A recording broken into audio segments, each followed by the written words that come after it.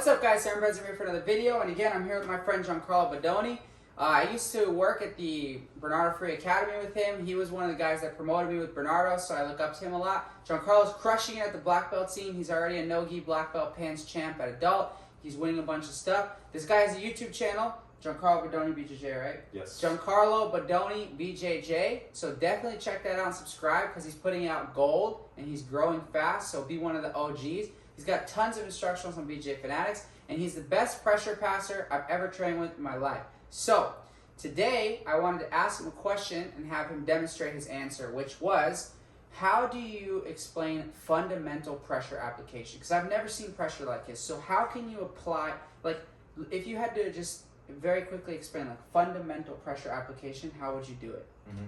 Yeah, so when we're talking about top game and passing specifically and trying to apply pressure, it's important to understand, a lot of people have a misconception about pressure because there's a lot of different ways that we can actually apply pressure on top position. So it's important to understand what situation you're in, passing wise on top, at what stage you are in your pass. So if you're in a kind of a static position where it's like neutral, or are you in a position where you're forcing your opponent to be defensive, okay? So what's gonna make you have the most pressure is not, so for example, if we're in a passing position, a lot of people associate pressure with being heavy, okay? Or a lot of like pulling and like isometric tension and being tight in top position, okay? And that's very important for passing and for having pressure, but it's not the only thing that matters. There's different ways to apply pressure, and the most important thing is that we're forcing the person on bottom to be uncomfortable at all times. So there's a bunch of different ways that he can be uncomfortable. So for example,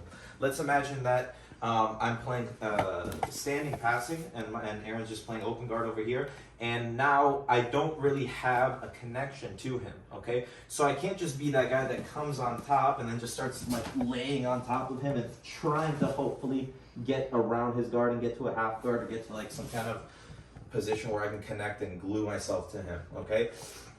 I have to start forcing him to be defensive, okay? I have to force him to work on bottom and then give me positions that are going to allow me to get the strong passes. The more I can force him to work and be defensive and start throwing his legs back over and engaging his core constantly, that's going to exhaust him on bottom. So if I'm over here and I start moving myself to the left and forcing him to throw a leg over, and then I move myself to my right and I force him to throw a leg over, and then I consistently do this, I work around the north-south, I force him to bring legs in, and then I come in here and I start maybe pinning a leg down and forcing him to frame on me, I kick out and I force him to bring a knee in.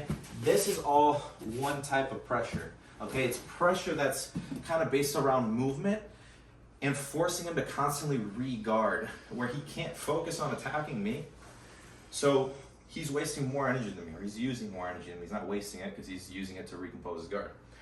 And I'm using my energy efficiently to kind of tire him out. So that's one way that we can apply pressure, okay? Another way that we can apply pressure is in passes where we're more like kind of chest to chest and connected to our training partner, where I kind of limit his ability to move. And a lot of his defensive reactions and his kind of re-guarding techniques are going to be based around kind of him turning and bridging and trying to create space and bring frames in front. So for example, if I get Aaron into half guard and I just get chest to chest, I connect my hands over here, and now you can see that he doesn't really have any effective frames in front of me, so he can't really get back to his guard position. So I have pressure in the sense that I have my body weight on top of him, I have my limbs that I'm using to wedge him, and I'm keeping him pinned in one place, or at least keeping him more connected to the mat, okay, like pinning him down to the mat with my body weight, okay, versus with movement. And now for here, he has to also go into defensive reactions like we saw before, but they're different. They're more about him using like bridges and hip escapes to start kind of turning and getting his frames in front, and this can be exhausting in a way for him as well.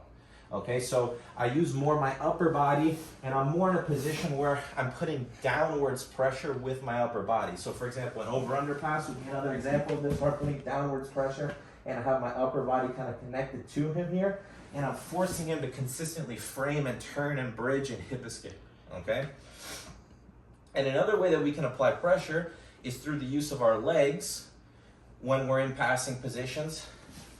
such as in a headquarters position, okay? Where I use kind of my legs and my knees to pin his hips in place, and I force him to consistently move his hips to give me openings that I want, and I kind of have my hands free over here to work, so I don't have to use my hands to connect myself to him.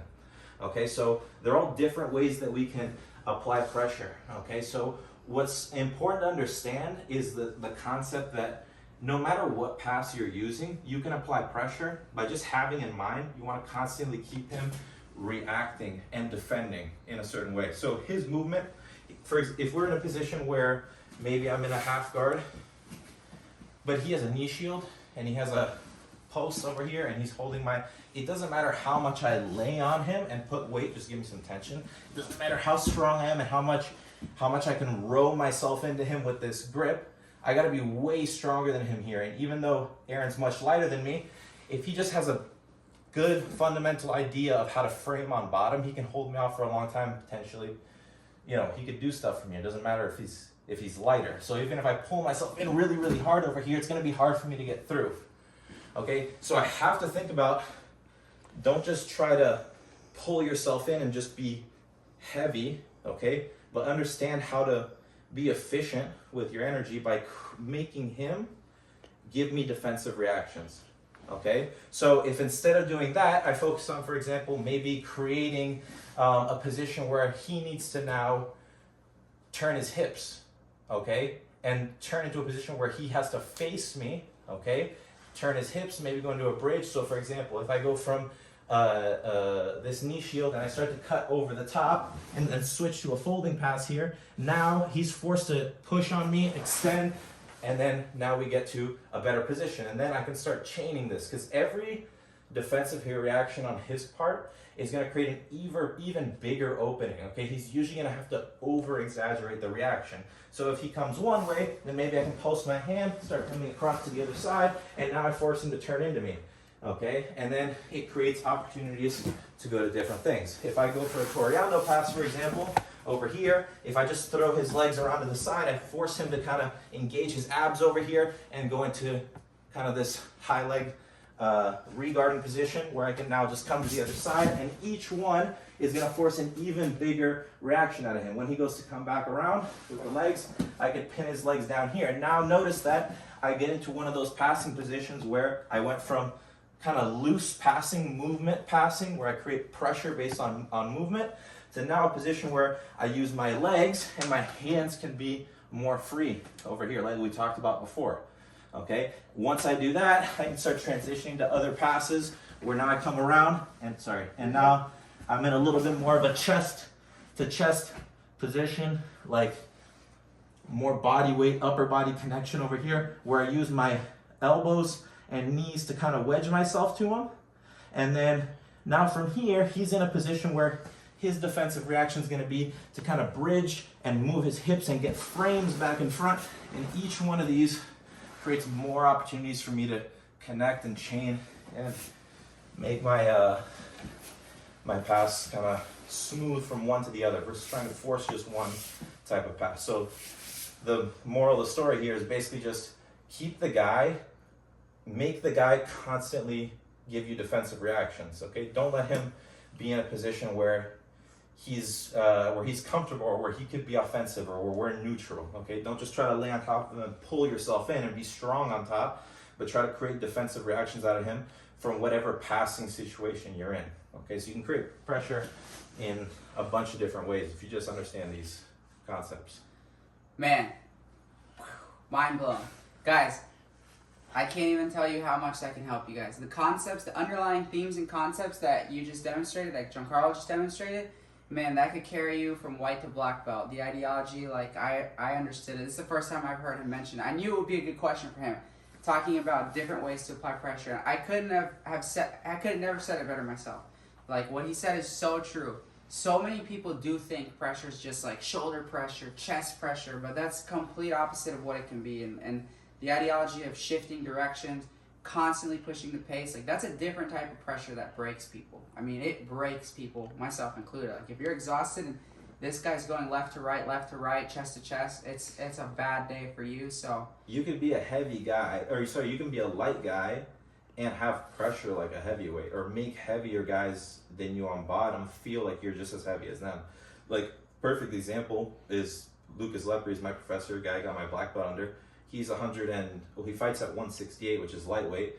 But when anybody that trains with him, even when he competes in absolute divisions, or we used to get a lot of visitors that were a lot heavier athlete, every single person, myself included, says that he feels like a 200 plus pounder or more.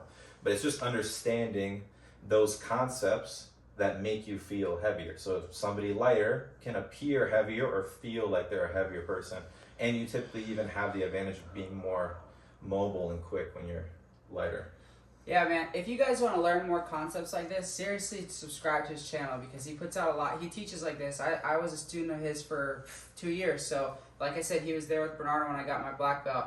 And man, this type of stuff, this is how you guys progress. I mean, the guys that are following my channel, because we're almost at 10,000 now, you know I talk about concepts a lot. And he just kind of, you know, developed a concept that I mention to you guys all the time, which is the concept of redirection, but with a different idea, a different ideological approach, which is that concept of redirection is actually an extension of pressure, which is so true. So guys, always a pleasure to have Giancarlo here. Check out his channel, links in the description. Check out his instructionals, and guys, check out my instructionals. Please subscribe to my channel, to his channel. Him and I always are talking, you know, on text and on the phone about how we can collaborate and how we can make more videos for you guys.